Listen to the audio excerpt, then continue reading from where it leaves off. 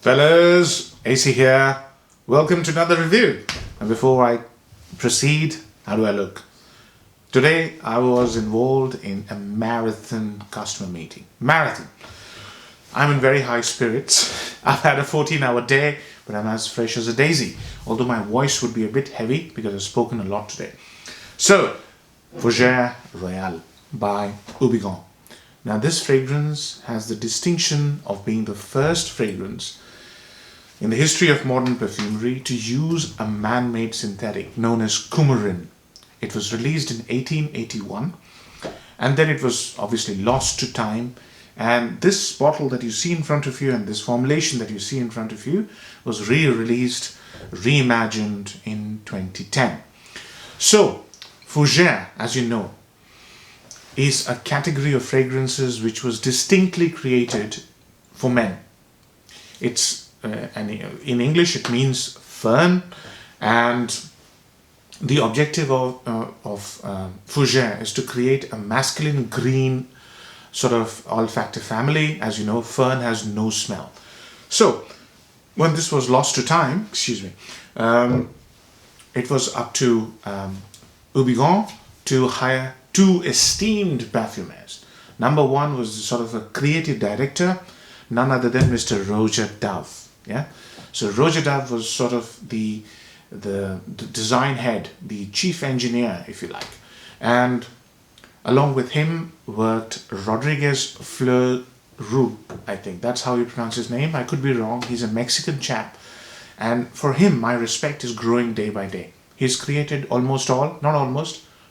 the John Varvatos fragrances, and I've got quite a few favorites there.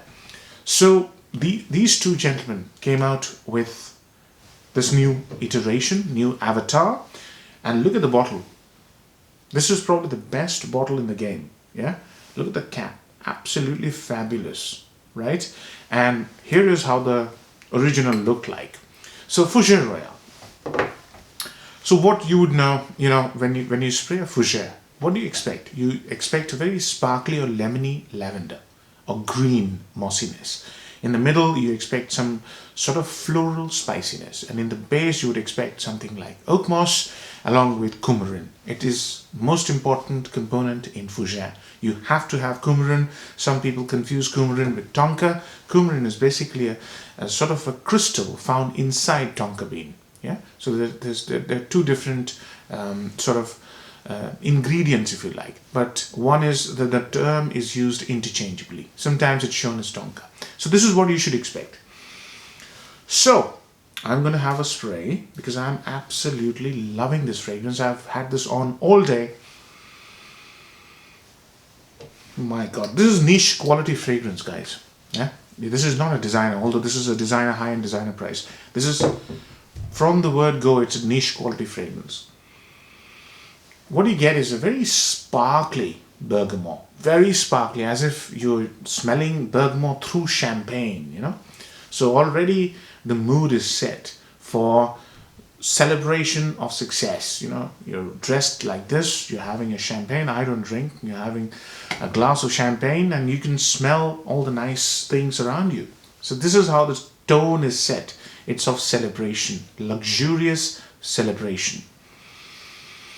And Roger's stamp is on this. So beautiful leathery lavender with huge amounts of creaminess in it. So creamy lavender which is leathery in texture. How do you do that? Absolutely stunning. Along with that beautiful lavender, sparkly bergamot is the smell of comfort. Extremely comfortable. Very confident and comfortable. It's chamomile. I'm loving this note. I recently reviewed a fragrance by Gucci. I think it's called, and I know it's called Memoir d'un something, Odeur, which I reviewed. It's one of the best releases of this year. Better releases, creative releases of this year. That chamomile is comforting. It's hay-like smell. And I know that coumarin is supposed to smell like hay. So that creamy lavender coupled with the smell of comforting hay, as if you're lying back, very well dressed on a bed of hay. I know it's bizarre, but this is how I get it. And you're drinking champagne because this is so fizzy and beautiful. It's just amazing. That whole experience of the first sniff is just outstanding, and it's unmistakably masculine. There is no two way about this. This is the one that separates the men from the boys. What a beautiful. I think I'm going to name this the title of this video: Separate the Men from the Boys. This fragrance does that immediately. When it starts to dry down, and I've spent the whole day with this fragrance today, when it starts to dry down, this fragrance brings in a little bit of spiciness. And it's got this clove-rose combination going in the middle. Now, clove is not listed, but carnation is. And carnation is supposed to give that smell of slightly leathery clove spiciness to it. There's also geranium, which is a must for classical fougere. And along with that geranium, which is green, rosy smell, there's this little hint of floral rose. And there is this beautiful, vibrant cinnamon. Yeah, that's the middle, and it's meshed in with that smell of hay and that texture of leather butteriness. The fragrance turns from bubbly, sparkly, leathery, masculine. It turns into a leathery, vibrant, bright oak moss, amber, coumarin. Yeah, that's the base. So it's more ambery. And oak moss is so prominent with that leathery feel of lavender. It's just amazing. You smell as if you're wearing a 300-pound fragrance. I'm not joking. This is so beautifully made. And Roger's stamp is all over this. And Rodrigo, this guy, I need to look into his work a bit more because I think I'm very impressed with his work. What a beautiful creation. So that's the journey of the fragrance. So pros and cons. Number one pro. To recreate something which was a sort of a milestone in men's perfumery, the very first fragrance created for men, is an achievement in itself. You have to conceptualize what it was. I'm sure they had samples and stuff like that. But to create a modern iteration of something which was so popular back in 1881 is an absolutely amazing feat. And they've done it in flying colors. They've done it so well. It's just praiseworthy. Yeah, beautiful team. Roger Ralph, what else do you expect? So this is a fabulous creation. Number two, the fragrance is unmistakably modern and masculine. Yeah, to create modern masculine is now becoming a rare feat because most of the fragrances that are created nowadays for men don't smell like a masculine fragrance. They are basically very sweet fragrances, quite disappointing actually, and they don't have the kind of complexity that you would have in a normal masculine fragrance. Masculine fragrances had complexity, depth, edginess. Those sort of things are completely gone nowadays from men's perfumery. You'll have to go down the route of very expensive niche or indie fragrances to find that sort of edginess, that sort of suspense, mysteriousness, ruggedness. Those things are very rare. This fragrance gives you all that. Number three, the composition, the concept is around creating a masculine, which will take you back in time. And this doesn't take me back in time, but it actually creates an aura of success for men, most men. It's very important that they have a vocation, career, and they want to be successful in that career. This fragrance epitomizes that feeling. I told you, the moment you spray it, you feel as if you're having a glass of champagne, and you're in either company of nature or you're in a boardroom. That straw smell, old sofas, leather upholstered, and that leathery feel. It feels as if you're sitting in a boardroom. Yeah, so that image of success is what I feel when I smell this. Yeah, Fougere Royale really is superb fragrance, and I've spent the whole day today, and I've worn it many times. This is one of those beautiful fragrances that touches you deep within, but you have to have that sort of taste. Now, let's talk about downsides. Number one downside is that this fragrance, in spite of being a very modern iteration, is not for the boys. So a 20-year-old, if he's wearing Sauvages and sweet fragrances, he will dislike this. There's no chance. I can't see him liking it. It's too leathery, too spicy, too serious, but very determined. Yeah. So this fragrance is for those guys who have that sort of gravity in their personality.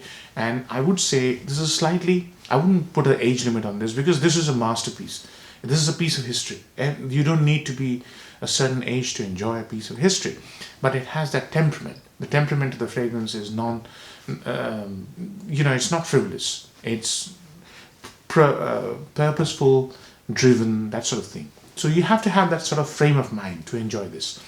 The other one would be the performance. This is not going to last on you more than 5 or 6 hours. On me, it lasts about 6 hours. It doesn't project as much, which is brilliant for office, for serious meetings and stuff like that. But it does have good projection for the first 1 or 2 hours. So in terms of sillage, I would say excellent if you go heavy under your shirt. Yeah, look, there's no gap, but whenever I moved or whenever I was moving this today, I could smell it. It was wafting off. And what I did was I put 6 sprays under my shirt this morning because I wanted to smell it. This is a fragrance which really drives me at times. So I've got a few that I wear to important business meetings. This is one. So it's got tremendous sillage, I would say, but mediocre performance, mediocre projection. Now, let's talk about weather. I think this is very versatile, but it smells better in between weather. So when it was a little bit warmer than what it is currently, it smelled amazing. That chamomile, that lavender, that hay-like smell, that little cinnamon, cinnamon smells amazing in autumn. They just beautify this fragrance immensely. So in between weather, when it's not too hot, when it's not too cold. I wouldn't wear this in hot weather because the dry down has this solid oak moss, coumarin sort of combination, and this is very leathery, so it might overwhelm you. So in between weather. Occasions, any occasion, where you are slightly dressed up, very confident, and you want to show to the world what you are. You're just putting your best foot forward and saying, here I am.